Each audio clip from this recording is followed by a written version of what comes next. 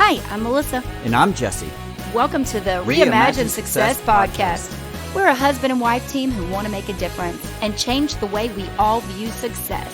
We've had the privilege of interviewing so many amazing, talented, and successful guests. Each one of them experienced success in their own way.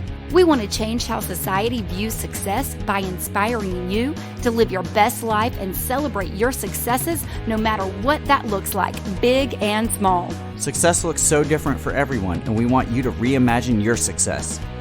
Welcome to Season 2 of Reimagine Success. Welcome back to Season 2 of Reimagine Success. Man, every week it just gets crazier and crazier around here. I know. Well, not only with Reimagine Success, I mean, everything that we're doing right now is so contagious. The team that we're building, the excitement in the office. We actually just hired another employee that we're really excited. So Arissa has just joined the team. Woo! So we're very excited about everything that's going on with Creative Global podcasting, and Reimagine Success. Yeah, our first Creative Global podcasting podcast has launched and is now on its third episode. That's right. Huge shout out to Danielle Boer and Authentic Points of View podcast. We're so excited for her. And we've got another great friend that has launched his podcast as well, Elias Serrano. We've been keeping up with his podcast, The Entrepreneur's Journey. Mm-hmm. And we're just so proud of all of our friends that are getting out there and doing things and making success for themselves in the way that they see best. And, use your voice. Your voice is the strongest thing that you have. And use your voice to make changes, make big, absolutely the biggest changes that you can. And that's the only way that we're going to change the world. And speaking of changing the world, we've got such an amazing guest on tonight. She's got more letters behind her name than I've ever seen on anybody. But Michelle P. Maidenberg, the PhD, MPH, LCSW-R, which I don't even know what half those things mean. Something outer space, I believe. Something super smart, that's for sure. Maintains a private practice in Harrison, New York. She's also the co-founder and clinical director of Through My Eyes, a nonprofit 501c3 organization that offers free clinically guided videotaping to chronically medically ill individuals who want to leave video legacies for their children and loved ones. Michelle is adjunct faculty at New York University, teaching a graduate course in mindfulness practice. She's a board of directors member at the Boys and Girls of Mount Vernon and is a member of the American Red Cross Crisis Team. She serves on the board of directors of the Westchester Trauma Network in Westchester, New York. She's the author of the book, Free Your Child from Overeating, 53 Mind-Body Strategies for Lifelong Health, and the upcoming book on September 20th, 2022, Ace Your Life, Unleash Your Best Self and Live the Life You Want. She's also a blogger for Psychology Today, and she's married and has 4 children, is dedicated and invested in health and mental health advocacy. Woo, what an amazing bio. Holy cow. Right. Welcome to the podcast, Michelle. Welcome. Yeah, thank you so much for having me. I appreciate it. Yeah, I mean, I just can't fathom how much you have done in your career and how much school you have gone to. And let's start with this LCSW-R. Let's talk about that. What is that? What is this? It's actually a licensed clinical social worker, and the R is just a designation in terms of insurance reimbursement. Okay. Well, it's still fascinating. I love it. Well, Michelle, why don't you start by just telling us your story, giving us a little bit of your background, how you got started and everything that you're doing and where you landed. So in terms of my personal story, and, growing up, I just naturally fell directly into, helping other people, because that's just what I did my whole entire life. Mm-hmm. I actually come from a family. All 4 of my grandparents were Holocaust survivors. Oh, wow. Yeah. And we're talking about like major trauma. They were all in what was called Czechoslovakia at the time, during the war. And they were in, they were in their late teens. And unfortunately, most of their family were murdered. In gas chambers, and they were sent to concentration camps. I mean, you can't even imagine the atrocity, Yeah. Trauma doesn't even begin to scratch the surface of that. No, that goes down to your soul. Like my whole body just got chills, just like imagining while you're speaking. living through that. Holy moly. Yeah. Yeah. And, of course, when people experience trauma, right, they react to it in all different kinds of ways. And I could just sit here and tell you, I could just spend hours and hours just talking about the war and the trauma, of course, but I won't do that. But, I had one of my grandmothers, she spoke a lot about the war, and she spoke a lot about her experiences in the war and her trauma. So I grew up listening to these stories, and it made such a profound impact on me. I can't even tell you. And I was just a natural born healer just because of having such deep empathy for my grandmothers and my grandparents in general, that I just always was drawn towards helping other people. And I, now that they've all passed, and my grandmother died, they died actually at really like incredible ages. I was so fortunate. I had all of my grandparents up to like 8 years ago, which is wow. which is unbelievable. Yeah. Yeah. And my grandmother, my last grandmother, who passed away, fairly recently, died at 100 years old. And she didn't die of COVID, but she died because of, COVID related loneliness, I'm going to say, Yeah. which is really, really sad. But up till the very end, you could see, like you felt it viscerally when you were with them, like the extent of the trauma. And unfortunately, it did carry over into intergenerational trauma. And I see it with my parents, without getting too technical, but it's just really, it's splintered all over the place, So I really, part of it is dedicating my life to helping others who've experienced trauma, and really giving back to my grandparents, how they sacrificed their lives. And so I'm really dedicated, and I have definitely an affinity towards advocacy. That's like a strong part. And it's so interesting because I was working with like social media person, and when the shootings kind of, in Texas happened, I was in my office till like 2 a.m, literally writing a blog that night. I could not leave my office until I wrote something, because I was just such aghast at what happened, of course. And then, there's so many other things going on, but the social media person said, you got to stick to your brand, you got to stick to your book, this is whatever. And I'm like, no, this is like who I am. Right. Yeah. You have to be true to yourself. I because there's a lot of other self-help people that just write on like self-help. And I'm like, no, like I'm a born advocate. Like I have to write on that stuff. Okay. I am. I just have to pause right there and just tell you how much that right there speaks to me. And I hope that it speaks to our audience as well, because I want people to hear this, because we run a podcast talking about redefining what success means to you, like reimagining what it should look like. And the successful thing in a lot of people's eyes would be for you to stay slave to your brand and, only write the things that your brand is wanting to do. But you said, no, that's not success to you. Success to you is being your truest self. It's being the person that is going to write the things that matter and that really are important. And I want people to hear, like, you don't always have to stop doing the things in your heart because maybe it won't get as many clicks or as many hits or as many dollars behind it. You have to be true to yourself, right? Or else you're not going to be fulfilled at all. 100%. And I have to say, because I actually worked with a lot of the families, unfortunately, during the, what happened at Newtown. With the shootings in Newtown, I was working with American Red Cross, and I actually was working with those families. Oh, wow. So when that happened, the blog that I wrote was actually a letter to the families and the bystanders of the shooting, because I wanted them to know what they're going to be experiencing so that they could be prepared for it. So I felt compelled, like if I could be helpful, I couldn't leave my office that night. I was like, I didn't care how late I had to be here. Like I was going to finish writing that. And, that's just being genuine, like you said. Yeah. I have a feeling I'm going to be getting emotional during this interview tonight. Like I can already feeling welling up in me, like everything you say, like it's, I love when I see great humanity, and the things you're talking about is it's exactly what we live for. Yeah. Like this is why we do the podcast, because we want your voice. We want everyone's voice that is actually making a difference in the world to be heard. And that's why we are so passionate about doing this every single Thursday. and we love what you're doing, and we will support you and do anything that we can. Anytime you ever need anything, we're right behind you.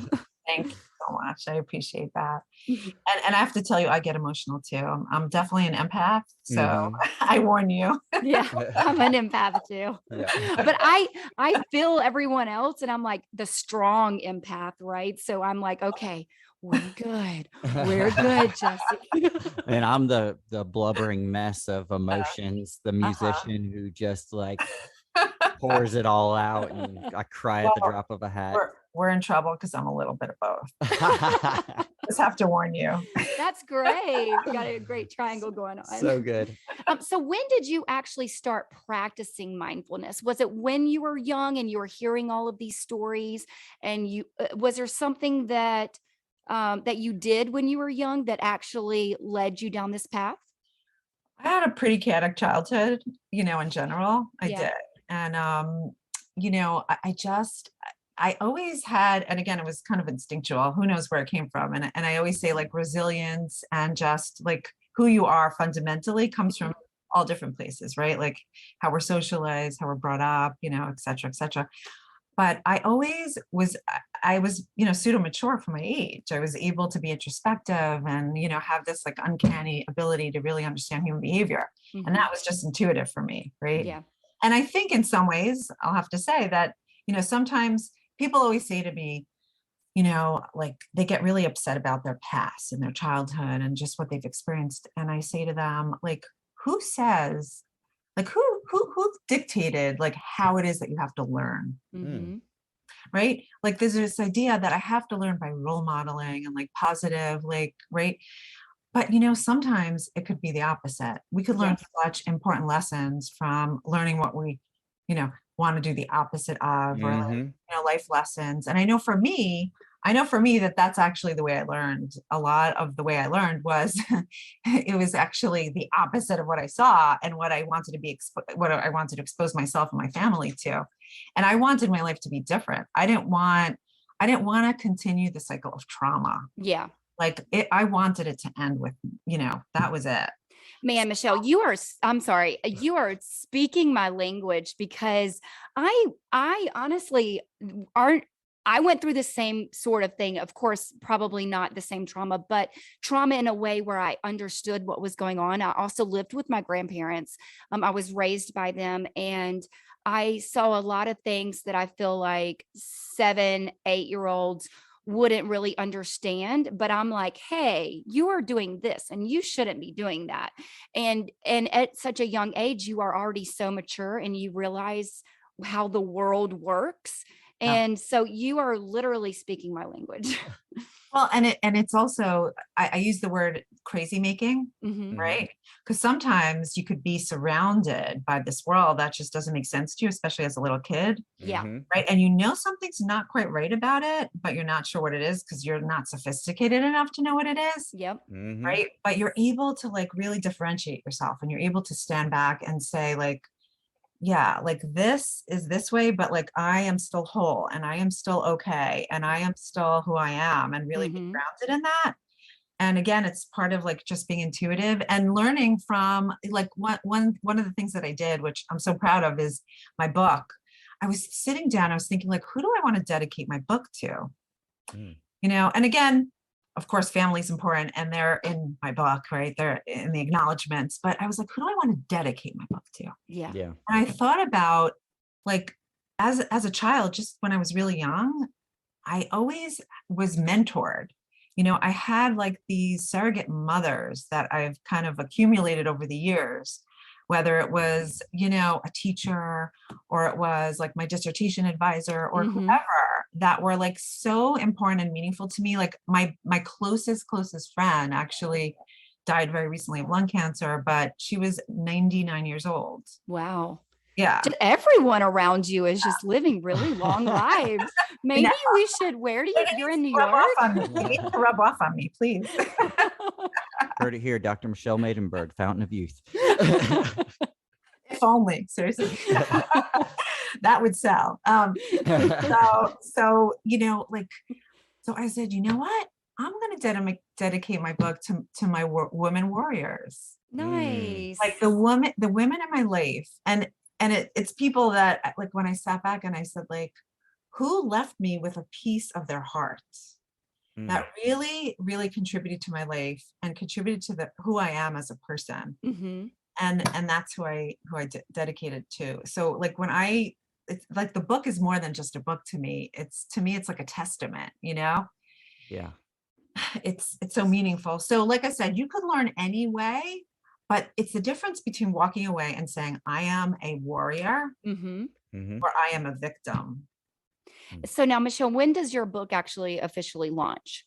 September 20th. Ooh. Yeah. So okay. So we have a little bit of time building it up a little bit. Yeah, I'm really excited about this. Now, is there anywhere that our listeners can go and pre-order the book right now? So it's on like Barnes and Nobles, it's on Amazon, it's on Thrift Books, Walmart. I think that's it. Yeah. So Okay. the major, yeah. And it's right now it's offered as a soft cover, and it's offered as a free ebook. Okay. Comes with a free ebook, and then the audio is going to be out in like 6 months. Okay. And I don't think you shared the name of the book. What's the name? Oh, that's important. It's called Ace Your Life, Unleash Your Best Self and Live the Life You Want. And ACE is really a method that I developed, which is acceptance, compassion, and empowerment. I love that. That's amazing. Yeah. So it's what we really wanted to have you on this podcast because we've been going through a similar journey of the kind of things that you speak of, mindfulness, and we've recently gotten really into meditation and self searching and just doing a lot of work on ourselves. And so we got really interested in this whole topic, and we've been, working hard on our everyday selves and trying to make ourselves just the best humans that we can just be. grow every single day, learn, just. Yeah. So I want to ask you for some more practical things that we can, help our audience with when it comes to the source stuff. So what are some fundamental habits that a person can develop to start seeing some immediate results in their life if they're trying to become a better person or become more mindful? Yeah. So, I did a TED Talk in November called Circumventing Emotional Avoidance. And the reason why I'm mentioning it is because our brains are wired to avoid uncomfortable emotions. Yes, for sure. And it's really important to kind of put that out there. So what does that mean? What does that mean is that we're always avoiding danger, right? And again, perceived danger, because we don't, right? It's sometimes what's in our mind, not necessarily what is actual danger, and uncomfortable emotions. So we're constantly, our brain is wired in that way. And we develop these neural pathways, which again are predicated on the way we were raised, right? It's our thoughts, perceptions, right? Our behaviors. It's again, how we're socialized. It's based on just so many different, how we're, just our genetics, right? Everything about that. So, and I could give you a whole bunch of examples that come up. There was a person I'm working with who, today she is taking her medical board. She's, in medical school. And again, we're talking about a highly, highly intelligent person, obviously, who got into medical school to begin with. Right. And she's sitting and telling me that she has to get a certain, kind of grade for the medical school. And she has to get a certain grade for her boards, right? Which are two. Anyway, we were prepping her because she gets highly anxious, obviously, like with performance. So we're prepping her for taking the test. Anyway, she came on today and she was in tears, in tears, like really dysregulated because she failed. Okay. Now, she was obviously quite upset, understandably. Of course. What in one breath, she said, I failed. I'm going to fail again, right? Like she got really exasperated over like this idea that she's not going to succeed. And then she went into self-doubting. Yes. Then she went into maybe this isn't the right profession for me. Oh my gosh. Yeah, it was like, right, it's spiral. Yep, spiral. Total spiral. And then in the other breath, she said, actually, my advisor told me that, generally on the second or third try, 97 of people pass the exam.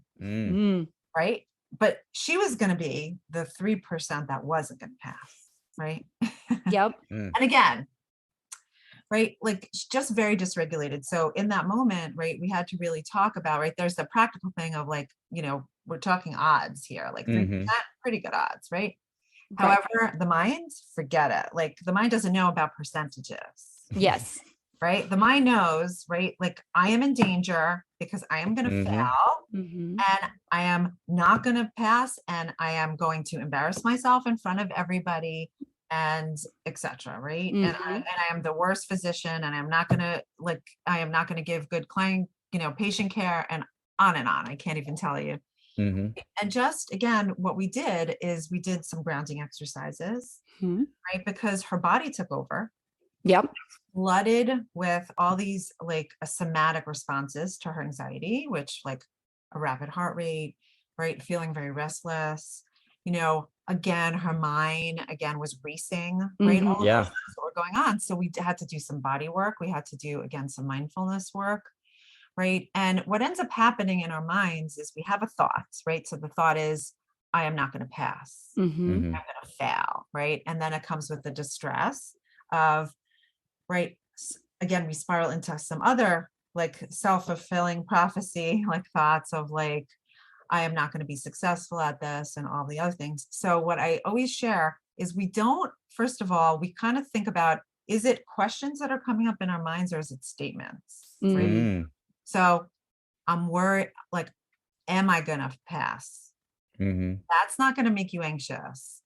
I'm going to fail. Yeah, that will make you anxious. That's going to make you anxious. Yes. So once you get down to really viscerally what what the thought is, right? We could work with that. Okay. Then what's going to happen is your mind's going to spiral, right? So your mind's going to spiral into other anxieties. And then what do? We have a banter within our minds. And then first what we do is we try to kind of placate and we try to support ourselves. Oh no, like, 97% of people pass. Like, no, oh, no. That's not going to happen. I'm going to be one of the 3% that don't, right? Like it keeps going. Right. But then we have thoughts about the thoughts, and then we have thoughts about the feelings, and then we have feelings about the feelings, and then we have feelings about the thoughts. Right? Yeah. So I say, whoa, that's where the pause comes in with the mindfulness practice. We have to take a pause. We have to recognize we're activated, right? Our nervous system is activated. Yeah. Okay. And really stick with the original thought.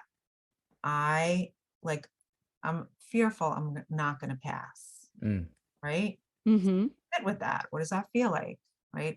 Where is that centralized in my body? What's going on in my mind, right? Noticing, another question's going to come up, another thought's going to come up, right? Notice that. How does that feel, right? Yeah. And instead of trying to talk us out of our thought, which is what we do because we're trying to get comfortable, right? Right, because that lasts about 2 seconds, and then the next thoughts kind of creep in, right? Of course, it just takes a minute, right? Is to just again, we want to go to what does this connect to? What value, right? Does this connect to? Because our distress leads us to understanding what is meaningful and important to us. There's pain in values and values in pain, right?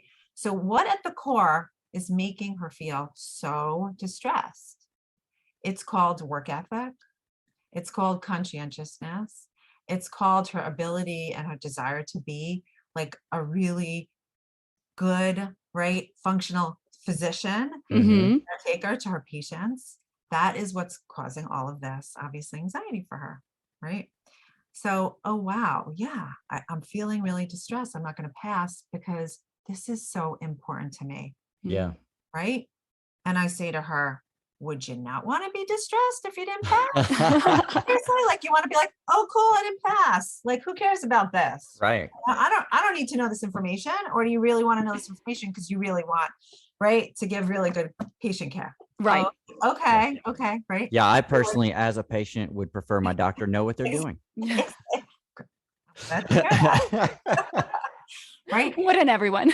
Yes. And then this is where the magic happens, right? Is like a self-compassion. Yeah. Like we need to be validated. We need we need a witness. But guess what? We could be our own witness, right? Because we are our portable, I call us our portable ally. Yep. We are going to be in a relationship. The person we're going to be in a relationship the longest in our entire lives is with ourselves. Yes, exactly. Okay. So how does that work? And I have to tell you, when I ask somebody, how do you integrate the self-compassion? People are clueless. It's amazing. I just like put out an infographic yesterday. We need to learn self-compassion in school. Like, Yeah, we do. we don't know how to be self-compassionate. We don't learn it. Like, we're Yeah. so busy beating ourselves up. We don't know what it means to be self-compassionate. And I do this exercise sometimes. It's amazing. I have a mirror, like, in my office, and I'll have people stand in front of the mirror. And I mean, just observing, they get so uncomfortable. It's so awkward just to look at yourself. It's like, people squirm and they're like, oh, right. And I'm like, what do you see? And of course, like something negative comes out, my big nose or whatever. And I'm like, really look at yourself. Like when you look in the mirror, do you ever really look at yourself? No, you see like, as my, how do I look? Right. Is my shirt on? Whatever. You don't really look into your eyes. You don't see like a history.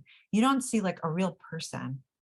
But if you do this, if you really look in your eyes and you see your humanity, you can't help but be self-compassioned. Yeah. Yeah. I love that. And sometimes when I'm really distressed, when I feel like really, really like kind of kind of like a lot, like I can't get centralized in my body, I'll actually look in my eyes and it's amazing. It's like, I feel it. Like I see the tears coming out of my eyes and I feel the connection with myself in the moment. So what would that look like? Just going back to how would you express that, right? You would say, I didn't pass my exam. I feel really, really sad about that. And I feel really worried and scared that I'm not going to pass. And because it's so important to me, because I really care about what I'm doing, and because I'm conscientious, I have a good work ethic, and I know how much time and effort I put into my studies, like it's so understandable why I would be scared and why I want this so badly. Yeah. Like, and to do like, right, like a self-compassion exercise, like this is really painful for me. This is really hard in this moment. This is hard for me to sit with this pain and this fear. Right? And just to be with that. Yeah. I love that so much. Like I have so I have many chills. goosebumps. I so have many. seriously chills on my arms. I love that so much because, I do Comic-Cons. I have a comic book called Deadly Crimson. We do Comic-Cons.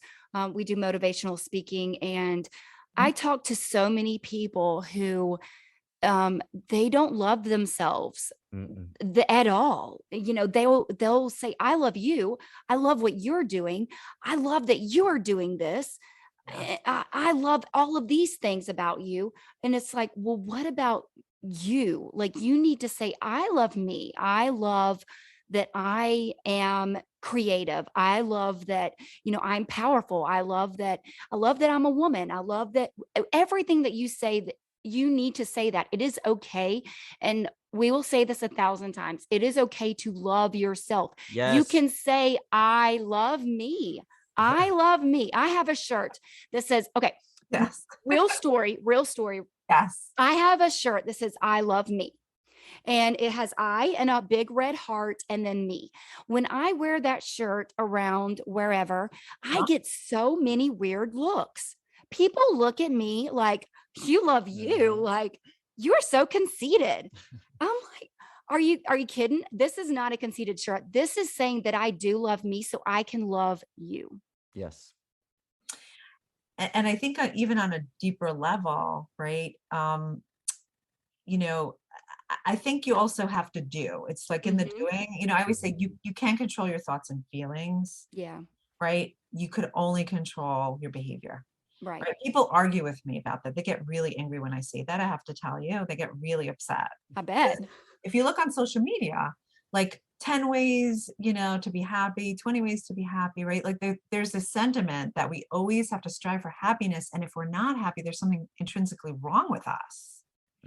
So we're always like kind of running this uphill battle of something that actually is not even reasonable or feasible. Yeah. Yeah. So we're kind of like putting ourselves in a position of being miserable, if you think about it, right? Yeah. And our humanism dictates that we have an array of emotions. Like that's a beautiful thing, right? Because it leads us into understanding ourselves better and what's important. So but it is really in the power of doing. So I really do want to say that. Yeah. Now, I call it like kind of a bucket. Like we always want to fill our bucket to increase our confidence. And that varies from person to person. It has to do what is important to you and what's in your value system. So I'll give you like a little small example, but how meaningful like these little things could be, and it could contribute to the way you see yourself and how you identify. So just this morning, I was like, again, a little late to get to my, right. I was running late, traffic and everything. So I'm scurrying in, and there was, there's an orthopedic office on the bottom of my building. So sometimes you see people like, right, shuffling in. But somebody was coming in. And like I saw them kind of a little bit of a distance behind me. And I had a split second decision. Like, do I want to stay there and like hold the door open for them? Right. And again, there was one part of my mind that was saying, just go right in, like, hurry up, like, you gotta get on Close the elevator. Yeah, exactly. Or even more so, like, of course, I have to be like very mindful, right? Somebody else will help them. Right. A couple of other people around here. It doesn't have to be me, like, whatever, right? And I stood there for a moment, and I heard both, like there was one side of me that's saying, oh, just like hurry up, the elevator's open, right? And the other side that was saying, come on. And I said, how do I want to show up right now? Who do I want to be in this moment? And I waited. Okay. And I took a moment. I really took the moment to take that in. And I really took the moment to say, I am so proud of who I am. Oh, I love that. I did. And I felt it. I really felt it in my heart. And I felt like, wow, like even in a moment of like scurrying and being late and just being worried, right? Being anxious, that I took the moment to be kind. Yeah. Like that's how I want to represent myself. Me too. I do the same exact thing. Yes. Like today we were at the store, we were buying the kids bathing suits and flip-flops because they forgot to bring them. So there was this older lady, and she was holding this really bright pink dress, and you could tell she was like, I kind of want to, be a little younger feeling, and she had it up to her and was like filling it out. And I just walked by her and I was like, you know what, you're going to look beautiful in that dress, because she was just, and her face just lit up. She was just like, oh, thank you, and I look at the kids and I'm like, those little tiny things, you never know, it just makes someone's day so much brighter. And she's probably, goes home and thinks about when she puts on that dress, oh, the girl at the store said it looked beautiful on me, and those little things that we do every single day, you never know how it's going to touch people. Well, and it's also about what it lends to your self-perception and your identity. I mean, I think that's really what I'm saying, like the crux of that. Yeah. Like we have to feel that way about ourselves. Well, right? a big problem I feel like is most people are just surviving on autopilot, and nobody's really wrestling with who they are as a person. Yeah. Like they're just, okay, I'm 9 going to to get up, 5. go to my job, work, come home, watch care of the TV, kids, make dinner, pass out on the couch, fall asleep, wash, rinse, repeat. Yeah. And like nobody stops and says, who am I? Who do I perceive myself to be? What kind of life do I want? Yeah. You're talking about looking in the mirror. I had a really deep experience in the mirror, and I was looking at myself, and I saw like my face transforming, and there was like a mean looking evil face, and then there was like a kind looking face, and it was all my face, but it was like two different versions of me. And I was looking at myself and looking at these two different versions, and I just got this overwhelming sense of which one do I want to be? Like who am I going to be in my life? And I was like in a really like pivotal place in my life at the time. And I could have, I was like going down a road of deep depression, and I was like really trying hard to come out of it. And in that moment, I decided I'm not going to be the nasty looking version of myself. I'm going to be the bright, the happy, the positive, the cheerful. And I wrote a song called Bridges, and it's about about looking at your relationships, and the chorus says, I burn my bridges to the ground because I don't like who I am when you're around me. And so in that song, I've also got a line that says, then I took a long, hard look in the mirror and my world became much clearer, because in that moment, I made that decision of who I wanted to be and what I was going to allow and accept for myself, and be like, I was drawing a hard line and saying, okay, from this point on, I'm turning this way and I'm not going to deal with this other bull crap anymore. And so like you have to do that. You have to make that decision. You can only do that when you stop and you look and you evaluate yourself and you examine yourself and you really take some time to just be with yourself. Like you were saying, is so powerful. Well, so if you look at the science also, which is really important, like 95% of our time is really spent in our subconscious or our unconscious. And that's like, if you think about how mind-blowing that is. So like the times that we're taking a shower, right? Or we're driving to the grocery store, or like we're eating a meal, we're on complete and automatic autopilot. 5% we're in conscious awareness. Like that's just thinking about that is mind-blowing, to lend to what you said before, which I think is so important and that's like very specifically why I use the word unleash in the book, because intrinsically within all of us is that we are by nature, like, if you kind of know about Buddhism and, I'm talking about philosophy. We'll have, this idea that it's a religion, but, we call it a philosophy, that your Buddha nature, like we all have a Buddha nature. We all have, inside of us, this humanism, right? That sometimes gets fogged over for various reasons, because of depression, because of whatever trauma, right? So that we need to sometimes just unleash it. We need to unveil it. It's there. The other piece, which I think is so critical, and again, it's understanding kind of, humanity, is that we have different parts of ourselves. We're not unilateral. We're not these distinct, right, like unilateral human beings that like just are, we have these different ways we think and different ways we feel. Like our lives ebb and flow, our experiences ebb and flow, our feelings ebb and flow, like we're constantly in motion.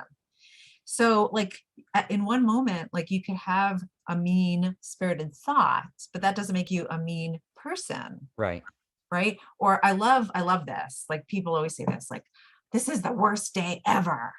Right. Because like all of a sudden you're like going to your car and you drop like your coffee on the ground or whatever, No, this is like maybe a negative moment in a beautiful day.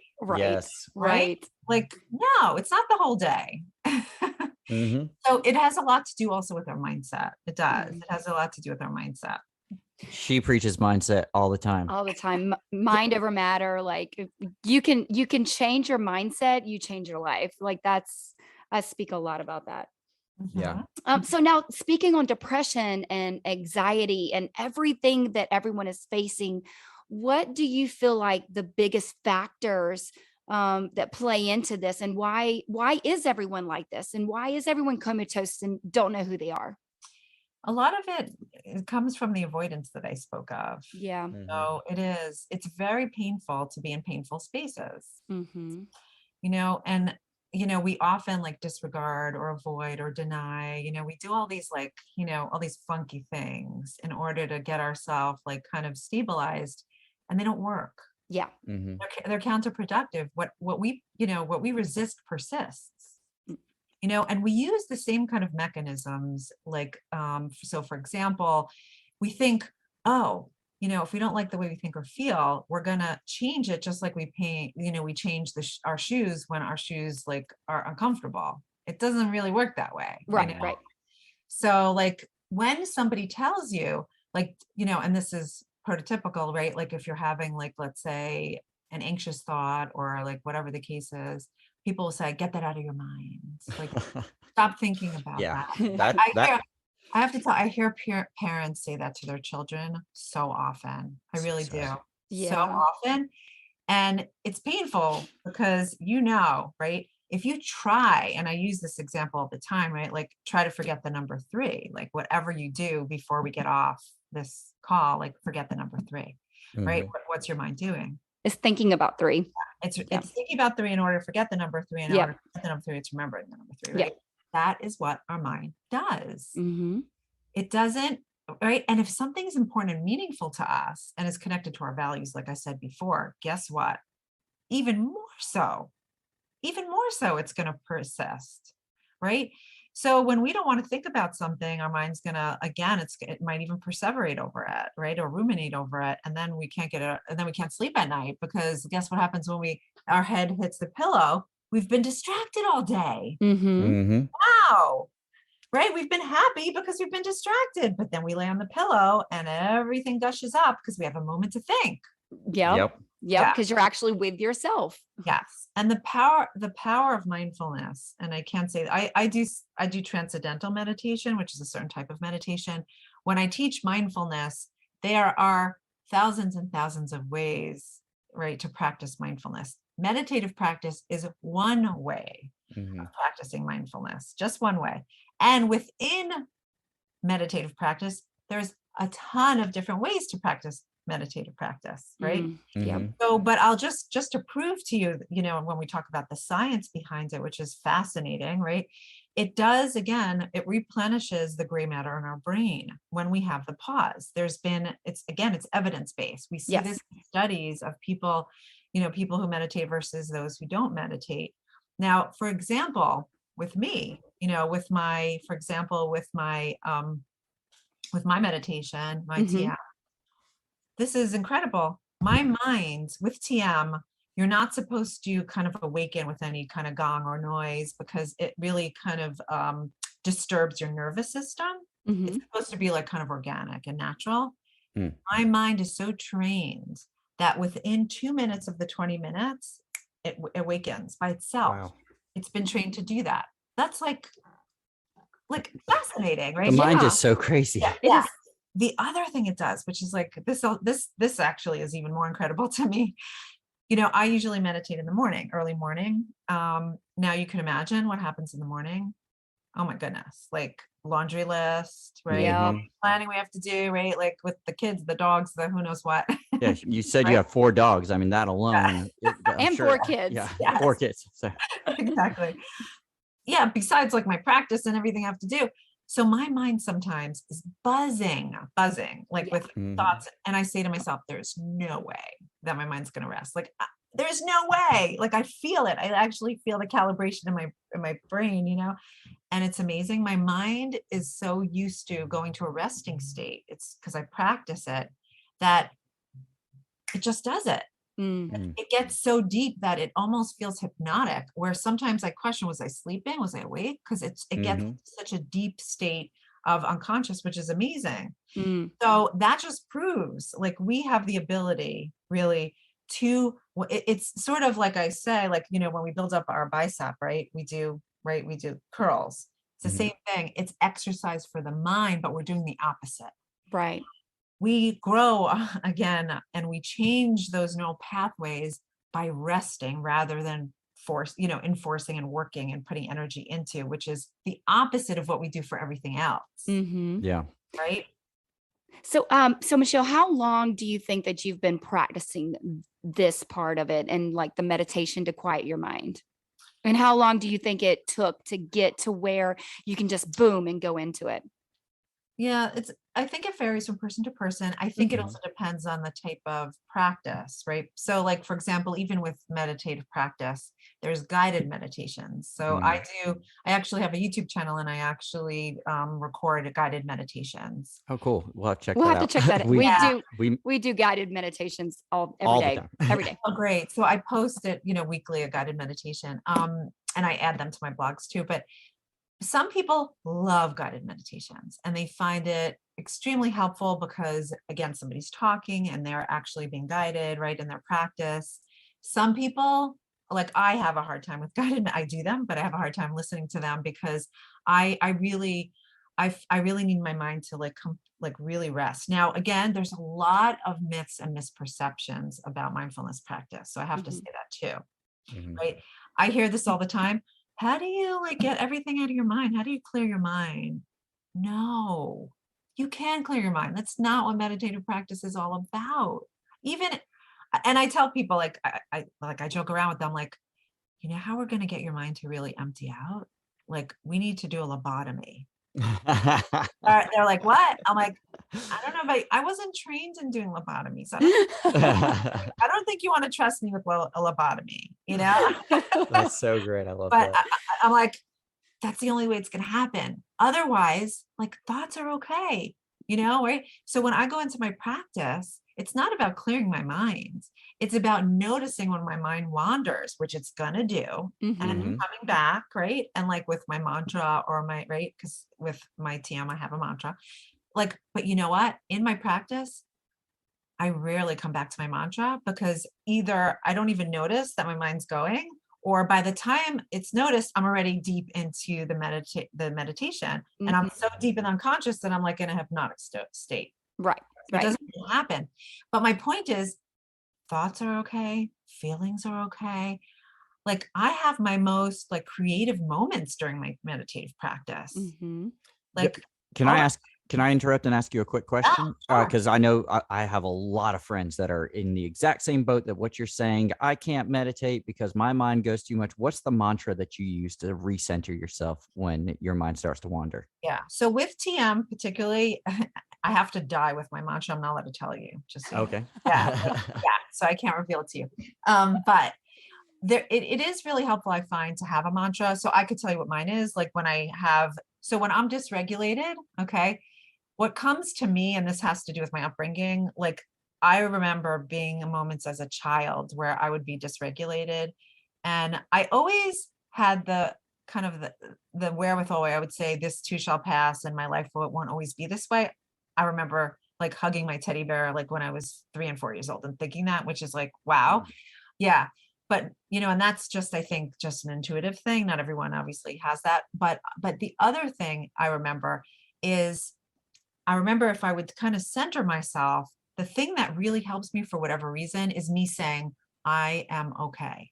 Yeah. Because in those moments, I literally feel so out of control. And I feel like literally like I can't, like I'm not on footing.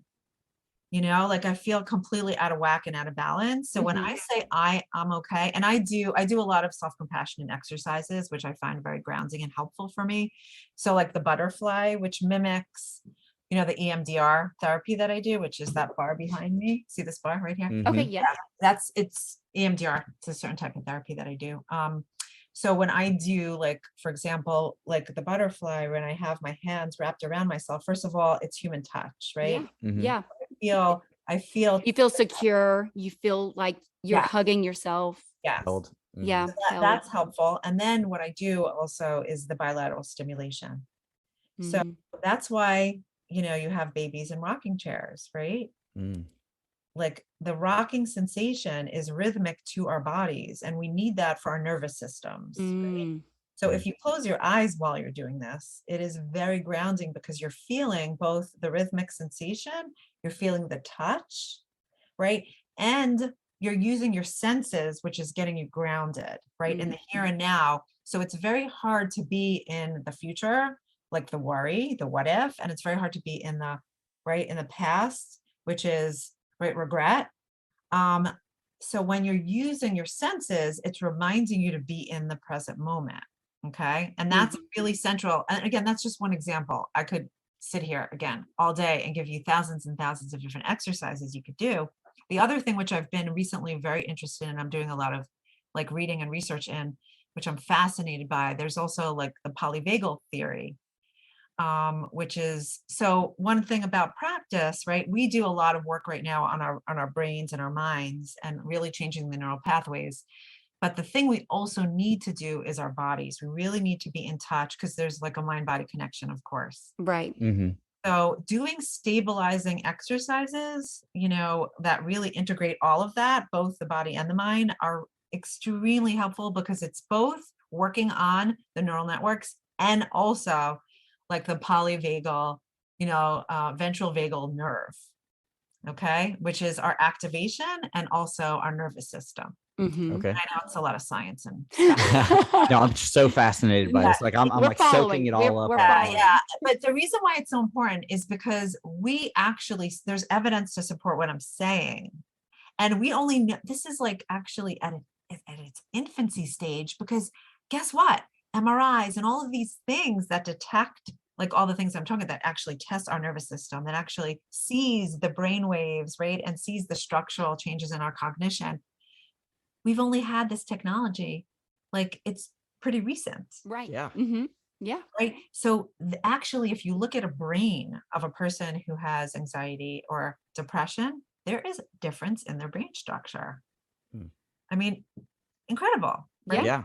If you see a person, like I said, the difference between somebody who meditates, right, and has a mindfulness practice, and you actually see the changes in the gray matter. Now, why is gray matter important? Because guess what? As we age, we lose gray matter in our brain. It affects focusing, memory, health. I could go on and on, the benefits that we get from both re-regulating our nervous system and also our mind, our cognition.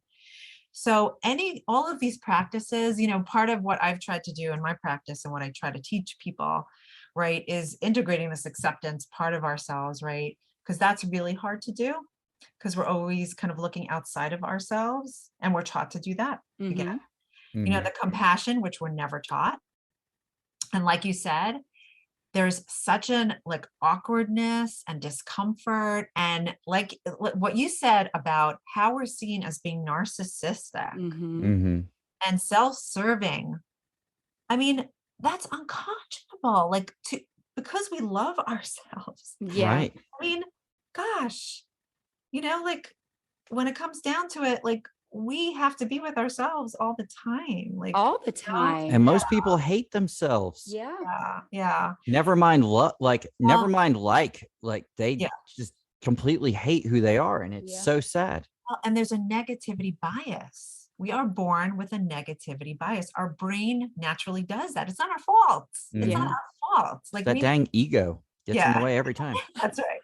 And then empowering ourselves. So it's also really hard to sustain behavior. I mean, it's really, really hard when I do a lot on health and wellness, and I'm a big advocate of health and wellness. That's a big part of my practice too. And I personally, I exercise 6 days a week. I eat really clean, I'm very dedicated to my health practice. I mean, that's really who I am, like as a person.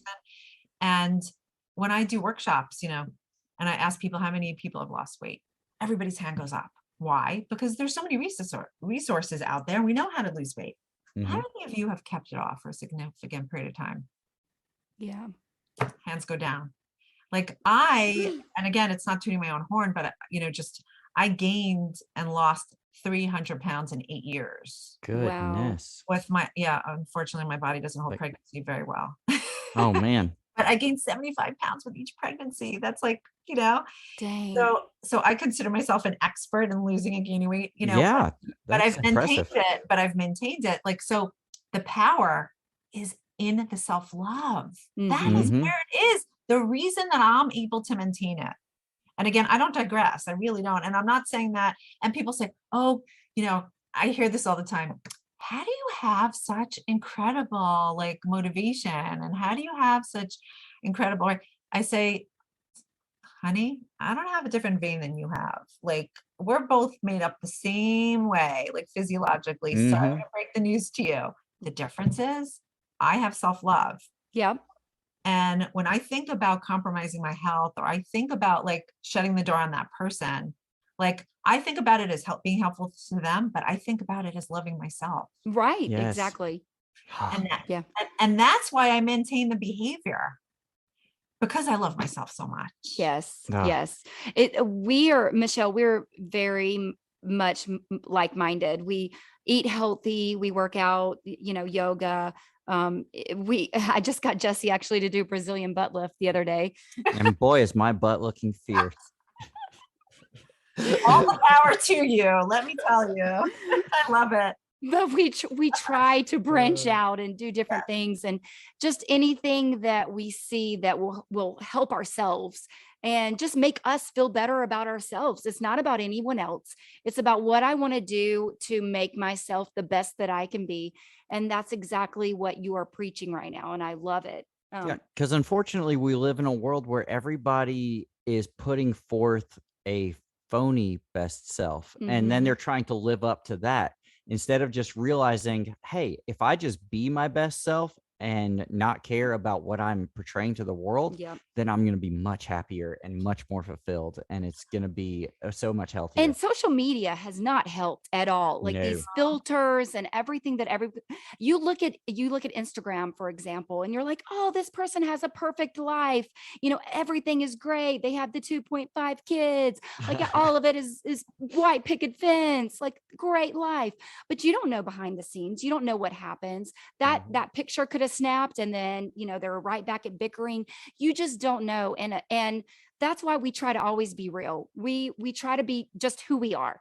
And that is where the communication, the miscommunication between people, where it starts. It's you're not being true to yourself. So then you can't be true to anyone else. And then once you're true and you're real and you put it out there and you say, hey, this is who I am.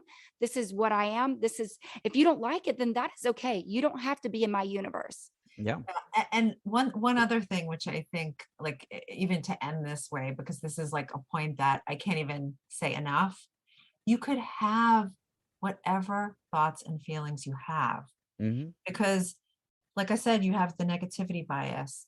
We have preconceived notions, right? We have our life experience. We have listen, even racism, like, for example, like I have to face my white privilege. Yep. Yes. Right. All the time. This is real, Yeah. and this is what goes on in society. Like, Yep. I can't live in this kind of blind world. Right. So like, if I'm going to face that, right, I could have those biases. That doesn't mean that I am going to act out on them, or I can't be compassionate or challenge them. Right. But I have to own that I have them. So the last point is to give yourself permission. This is where the acceptance comes in, right? You can't talk yourself out of these thoughts. You can't talk yourself out of these feelings. You got to own them, and you could have them and still behave in a way that really leans into your integrity and best self. Like, that is where it's all right. And just like, when I have thoughts sometimes, like I have to tell you, I crack up at myself all the time. I'm like, girl, I get sassy. I'm like, girl, did you just think that? Are you are you freaking kidding me? Did you really just think that? That's so funny. Some of the mean thoughts that go through my mind sometimes, I'm like, you didn't just say that, did you? Right. You're like, hey, who are you right now? Yeah. And I'm like, okay, that's that part coming out of me, right? That's that part. Okay, hi. Hi, sassy. Yeah, exactly. But you have to have those thoughts. I mean, you have to, and you have to recognize that you have those thoughts. But you're not that person. You have to also remember, you're not that person. Just because you have a thought does not mean that is who you are. Yep. Even if you behave, even sometimes your behavior, we don't always act in our right. Like, listen, as much as I don't want to yell, or I don't want to act out sometimes, of course, like, we're humans, Right. we also have to be forgiving. We also have to be self-compassionate when we have one of those moments, and we have to be able to face ourselves, right, and take responsibility too. Yep. You're exactly right. Oh, man, I could just talk to you for hours and hours and hours. We're absolutely going to have you back. But before we let you go, we have to do my favorite part of the podcast. And we talked about this a little bit before the interview started, and we want you to do this on air again, because this is so exciting. Yep. We always have all of our guests share their most recent success, big or small, and we'd love for you to share yours with our audience. Oh, I guess I think I mentioned it to you before, but I posted a blog yesterday, which, usually gets a nice amount of showings, but I forgot the name of it again, but I'll tell you what it is. It's how to stop your mind when it's spinning out of control. And it's take these 8 critical steps to ease your anxiety. So I just finished my day, and right before I was going on this podcast, I just checked the number, and it I don't even know what it is now. I'm excited to go check now. Oh, I'm excited too. The last I checked, it was 40,000. Yeah, that's So that so was just, that awesome. was cool. But and it's interesting because every person I saw today, because everybody has those thoughts and feelings, I said to them, like, because they get my blogs, I said, and they mentioned to me, oh, I got your blog, or I read it, or, the comment. And I'll say, how many people saw it? And I'll say, I'm not saying it because I'm trying to say like, Mhm. look at me, but it's more about like how many people relate to this. Right. Right. Right. Like, this is not just you. Like, we're Mhm. all in this together. Mhm. Mhm. Like, we all suffer. Yeah. Yeah.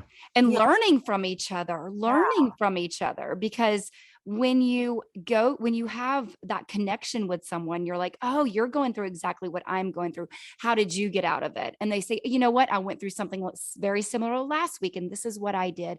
And we help each other, and we're a community, and we all have these feelings, and we just need to uplift each other. absolutely. And be brave enough to talk about it. Yeah. Yeah. Be Yeah. open. Be open. Be open to And talk about vulnerable. your struggles. And vulnerable. Yes. Yes. I always say, what's the worst thing that could happen? I always ask, like, what's the worst thing that could happen? And you know what? 99% of the time, it's not being in any different position than you're already in. Mm-hmm. Yeah. Yeah. That, Yeah. there's usually an upswing, usually. Yeah. Michelle, you have been so great. Where can everyone go and find you? Where can they find your book? Your blog. Your blog? Like, there's Yeah. so many things if they want to visit your practice. Now, your practice as well. Do you do online Zoom sessions? I do. Mhm. However, because of the laws, they're very strict and you're only allowed to like practice in your state. So I'm in New Okay. York, Okay. So all of our New York New York listeners. listeners, Yes. which we actually do have a ton of New York listeners. So Yep. Yeah. definitely check out Michelle, and she's about to give you all of her links right now. Thank you. So I'm on all social media. You can find me, Dr. Michelle Maidenberg. So my website is Michelle Maidenberg, and it's 2 L's and MAIDENBERG.com. My blogs are all listed on my website, but I am also on Psychology Today, so you could look me up and you could also sign up. I also have a YouTube channel which has like guided meditations, and I also do talks as well. For a lot of authors contact me to interview them, so I love doing that because that's really fun. And then I have this like the nonprofit that I'm actually really looking to restructure. Mhm. So if anybody's, has any ideas or interested in I've done over 300 videotapes already, but I really want to restructure the agency, the organization, and I'm looking, for board members, funding, and a whole bunch of other things, but it's a really incredible mission.